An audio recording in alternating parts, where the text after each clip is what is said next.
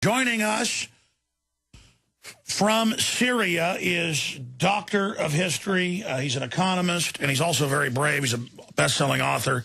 He wrote the unauthorized biography of George H.W. Bush, Bush 41. He wrote the unauthorized biography on Barack Hussein Obama. And I read that thing 3.5 years ago and thought, this is unbelievable. Now it's all come out. And so he's nonpartisan. He's covering the issues. And he's in Damascus. He's in Syria. He's over there right now. And again, I'm not saying Assad is some cupcake. It is a dictatorial system with a bath party. But they're going to remove the government and put al-Qaeda in place and turn it into a new jihadi base. The West is on record funding the uprisings of the last 6 months and then calling them peaceful, democratic. Blowing up police stations and stuff. Same thing in Libya. Now al-Qaeda flies the flag.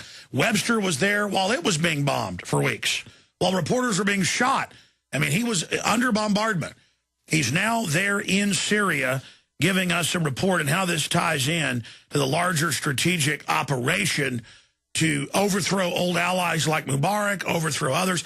But then Saudi Arabia is criticizing Syria for shooting back at armed globalist-funded gangs, but Saudi Arabia is shooting peaceful people. That's hailed as liberal and loving. But when Syria does something even less, which I'm not defending, then it's just unbelievably horrible, and the rest of the Arab League condemning them.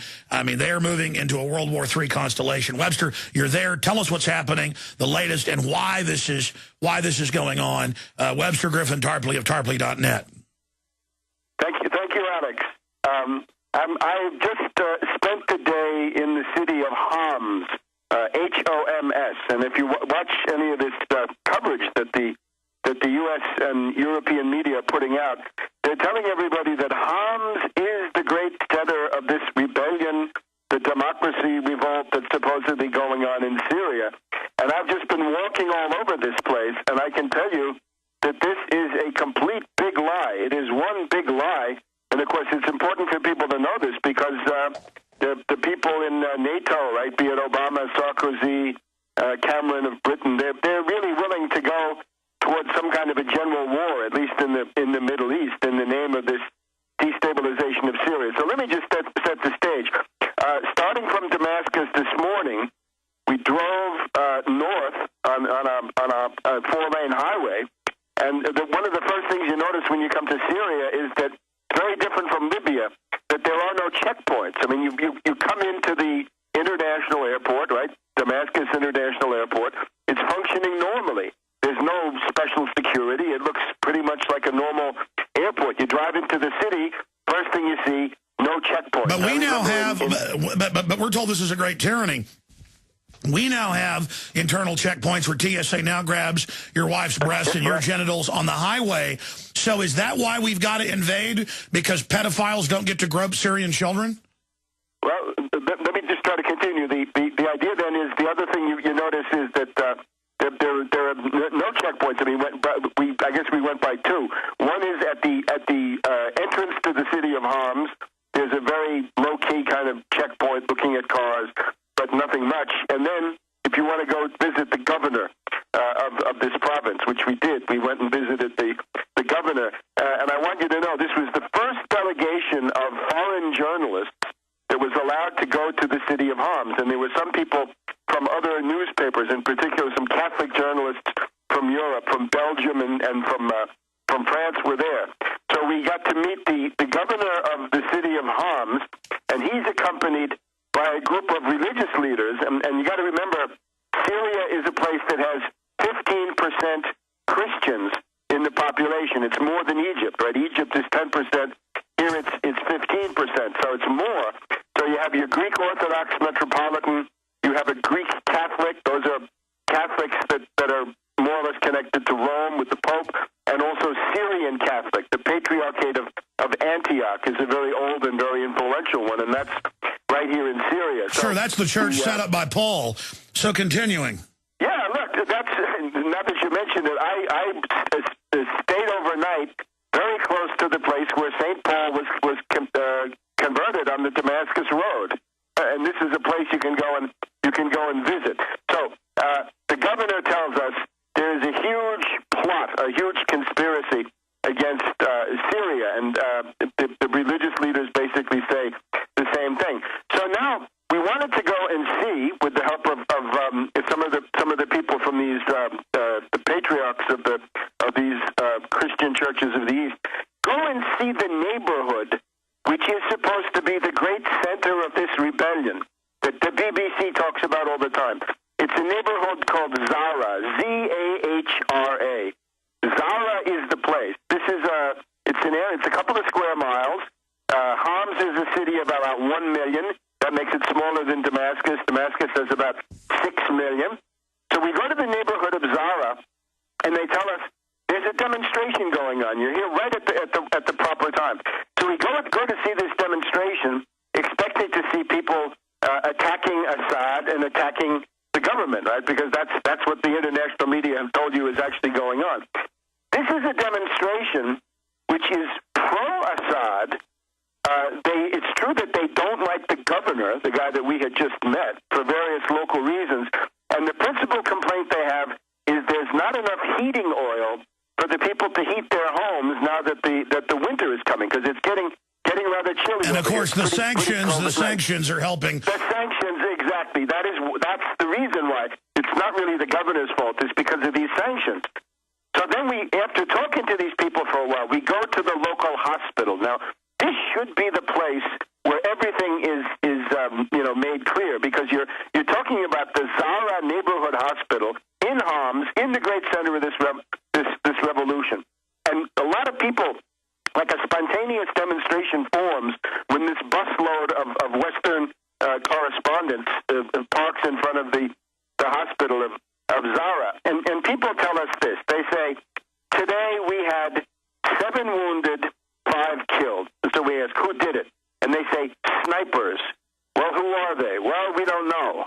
Many theories. I'll tell you about that. And they have some facts. But today in this one neighborhood, 7 wounded, 5 dead. But it's not like this is going on everywhere. This is supposedly the center, along with maybe 1 or 2 other places in the entire country. And by the way, you have made a beeline right to where the snipers are. We should point out Tarpley's very brave. But I mean, Webster, to be clear here, because I just do the research. I just go off the facts. And it's just like al-Qaeda being put in to the east of Libya and now taking over and flying the al-Qaeda flag and saying they're going to put in al-Qaeda law and all this stuff. And thousands of shoulder-fired surface-to-air missiles are gone.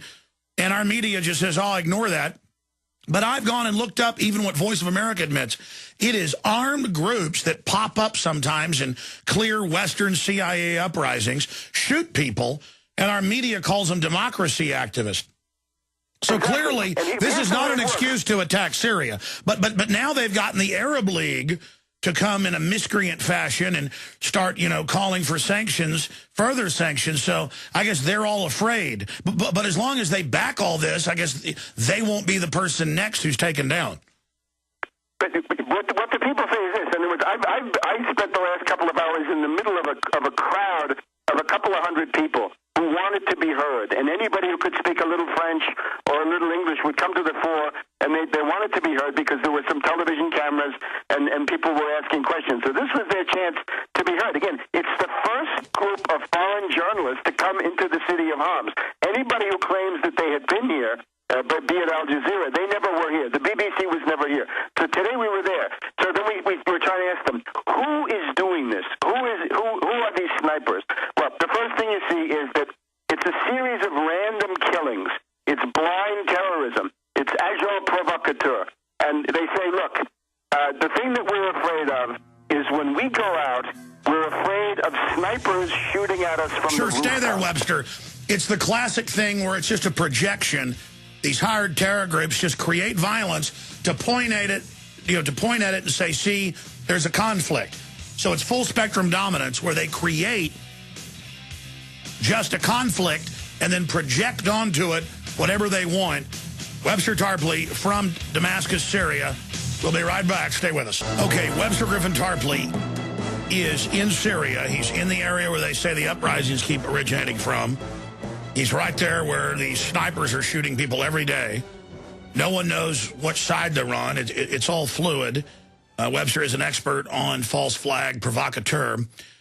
continuing, and because I know you're there, you can tell people what's really happening, but separately, Webster, then let's look at the larger geopolitical of why this is happening now and what the end game is. Please continue. Let me just tell you what these people say, because I think this is what's really unique about this. That you talk to these people, right? And I've talked to all kinds of people, right? An English teacher, a couple of doctors in this hospital, a couple of nurses, French, English, whatever it is. And here's what you ask them, who is doing this? And again, it's random killings. So first of all, they say there's no pattern to what they do. They kill Christians, they kill Muslims. Among the Muslims, they kill Sunnis, they kill Alawites, they kill others. They kill people who don't have any particular religious identity. They kill members of the army. 5 terrorists today got together and killed 1 soldier in this Zara neighborhood. So you keep pressing them and you say, all right, who's doing it? Who's doing it? And they say, here's where they think it comes from. The governor says that most of the killers that he sees are actually Syrian.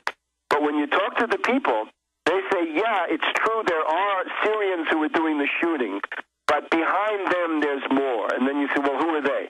And they say, Saudi Arabia is providing the money. Turkey is providing a lot of the help. Turkey is not that far from here.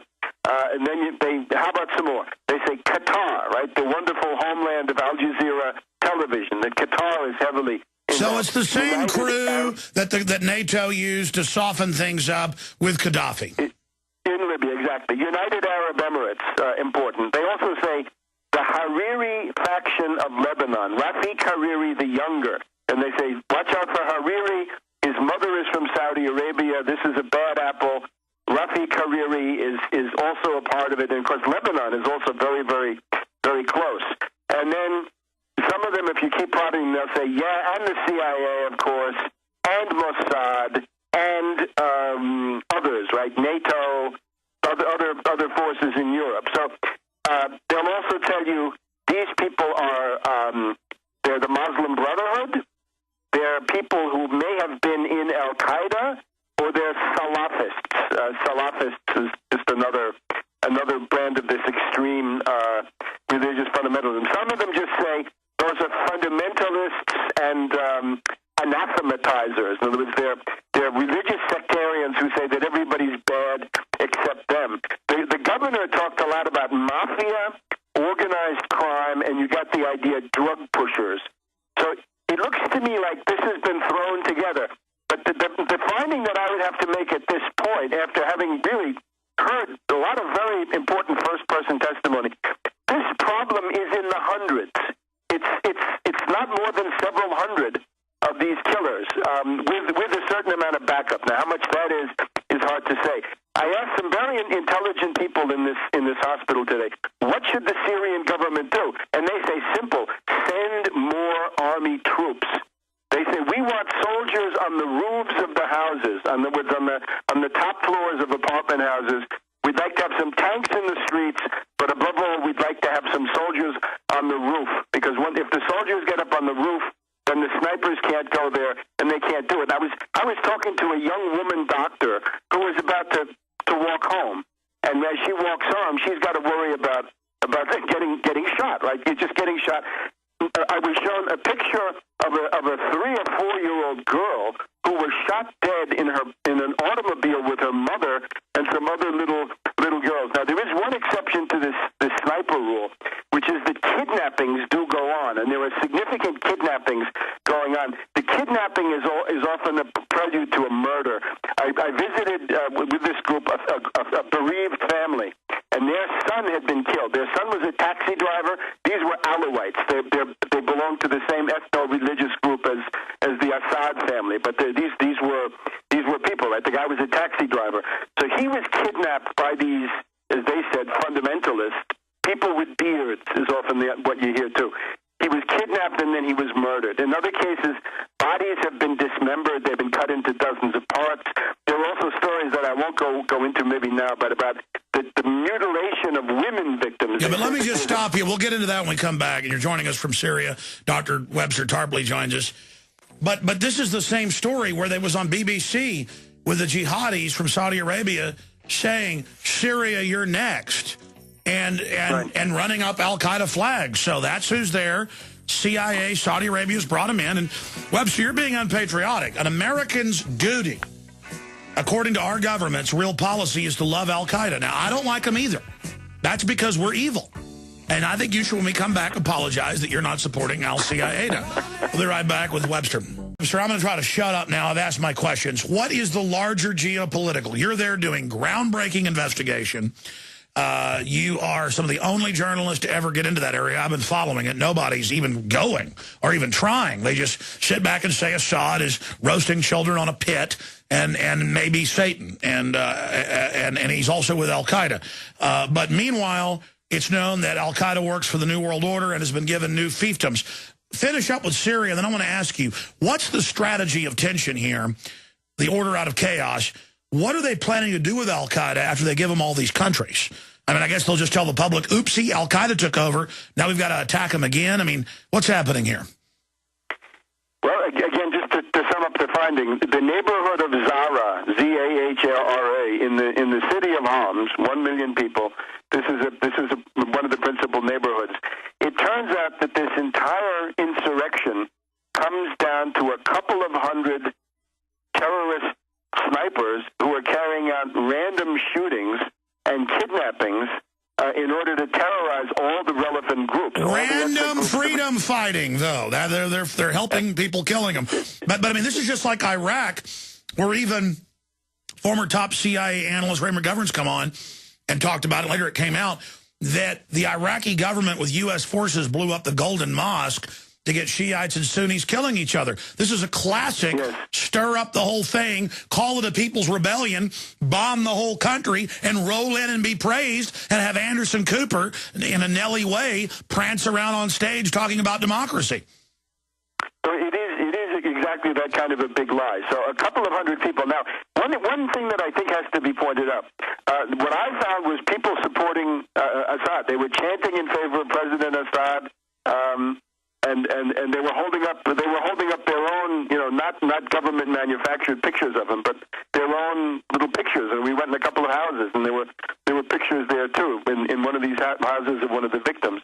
At the same time, there's a criticism of Assad that he hasn't done enough. One guy did a very interesting analysis. He said, look, this starts with the CIA, it starts with the Mossad, and then it goes through these other groups, right, other Arab countries, ethnic groups, criminal elements. And he said, on the whole, the response of the regime has been too tame. And again, a couple of doctors and other people in the hospital asked him, what should happen here?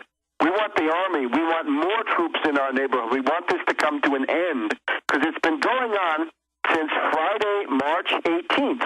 Friday, March 18th. Now, what is it, 7, 8 months ago? That was Friday prayers. And one guy said there was a bunch of things on Facebook saying, go to such and such a square in Homs, and we're going to call for the overthrow of Assad. And they get out there. The police is there in small numbers. They get to demonstrate for 3 hours. Then the police say, okay, 3 hours, it's time for us to go home. Time for you guys to go home, too. Why don't we just call it a day? And they say, no, we're staying. And then at a certain point, when the police say, well, let's why don't you guys move on? And they start to shove them. At that point, the demonstrators, in this case, probably the Muslim Brotherhood, they pull out knives and they start to stab the cops. This is right at the beginning, Friday the 18th of March. It was never peaceful. It was never democratic. It was stabbing, right, starting out not with firearms but with blade weapons. And then the cops respond, not even with gunfire, but with tear gas. So that's the start. But right now, it's just this bloodbath. And again, I think the message to Assad from these people that I heard is simply this, and I'm just reporting what I heard. They support Assad all the way, but they want more troops. They want him to do more. They say, this is not enough. It's a little bit too tame what you're doing. So this is exactly the opposite of what you're hearing. And another way to put it is, the reality here is not that the troops are killing civilians. That's the exception to the rule. It does happen, of course, because you get caught in these demonstrations and some civilians get killed. But the thing is that civilians, i.e. terrorists, these people that we've just gone through the catalog of, they're killing the troops. The governor said, I think his figure was 850 people have been killed here in the Homs area over the past 6-7 7 months, whatever it's been. And I think he said something like at least 200 have been soldiers. So the soldiers are a very, very large part. But of course, NATO and the peace president, they want to liberate with carpet bombing and leveling of cities and infrastructure, so the liberals can all feel very trendy and prance around with little, effeminate lisp and be big men like Anderson, CIA Cooper. So what's the larger game plan here, and how is it going for the forces that want to set the entire Middle East and North Africa ablaze? Gaddafi held them up for 6 months, but now they've got the country to carry out the ethnic cleansing all the way into Africa. That's been admitted, so the mass death and al-Qaeda takeover can now happen. But how's the overall plan of mass murder going? Just in terms of the neighboring countries, maybe we start with that and then move on to the superpower stuff. In the neighboring countries, it's very interesting that the centers of such insurrection as there is, which is not that much, right? It's nothing like Libya. With Libya, there was a whole belt of cities that were completely lost to Gaddafi from the very beginning, right? Benghazi, Darna, Tobruk, the whole Cyrenaica area was gone within a couple of weeks. In this case, it's a couple of neighborhoods or small areas or small towns along 4 borders. Along the Lebanese border, close to it, is Homs, right? And Hama, that's the other place. Homs and Hama being a bit smaller. Okay, so that's the Lebanese border. Then you go up to the Turkish border. There's an area there where there's some kind of insurrection going on. You go over to the Iraq border, and there you find that there's something going on. It's across from the Iraqi Kurds, right, the Kurdish entity. And then there's another area, which is this Daraa, I think it's called. That's the Jordan border, right? Jordan is to the south. So 4 borders, 4 foreign countries. It's like each one of the foreign countries has sponsored a center of terrorism and agitation inside this country. Now, looking beyond it, you have to ask yourself, you're really going to start a regional war for the sake of a couple of hundred terrorist killers, because that's what Hillary Clinton and Ambassador Rice there at the UN say they want to do. The difference, of course, is over the weekend we just had the Arab League, blackmailed and bribed, I'm sure, by the United States, say, Syria, you're suspended. Now, tomorrow, Wednesday, the Arab League is meeting, I think, somewhere in Morocco, and they're going to say, is that a permanent suspension or is it just a temporary suspension? If they can get the Arab League to say that it's suspended, that Syria is suspended, they can go back to the Security Council, because now they can say, up to now, we couldn't get anything through the Security Council against Syria because the Arab League didn't go along with it. But now they've suspended Syria. Now we can say the Arab League has turned against Syria. They go back and they try it. Now, I don't think they'll get anywhere. The Russian Foreign Ministry yesterday said, we don't agree with the stuff that's being done against Syria, right? We're not a part of that. And I think the Chinese probably see it the same way. But we have been disappointed by those guys in the past before, right? So Russia, China had better hang tough. But if they don't, then what happens, right? If you get a bombing campaign here, I can't see how Iran and Hezbollah stay out of this. And if they come in, right, we've had statements in the past couple of weeks where it's pretty clear that the retaliation, even just from Syria, would go all the way to Israel, and it would go deep into Israel. And at that point, you'd get some kind of a regional conflagration effect. And at that point, the sky's the limit, right? Hold on to your hat, because then it goes out of control, and then nobody knows where it ends, because suppose an aircraft carrier gets sunk or something like this, right? And then there has to be retaliation for that, and then there has to be counter-retaliation. And you get into these scenarios of runaway, retaliation and God knows what. So I think it's very clear. This stuff has to end. The Syrians obviously need to do their part. I think these people have a good case that they want more protection from their government. But then there's also us, right? The United States has got to butt out of this. This is just it is simply a big lie. In other words, there is no movement against Assad in the way that they say it. There is no group that says people on the ground, Webster, we're out of time. We're definitely going to have you back up the next few days. How long are you in Syria? I've got quite a number of days, so we can certainly arrange something for probably towards the end of the week. Yeah, let's get you on. Friday's the best day for me, and that way we've got a lot of developments. So let me just put you on hold and try to set you up for a good time Friday. How's that sound? Okay.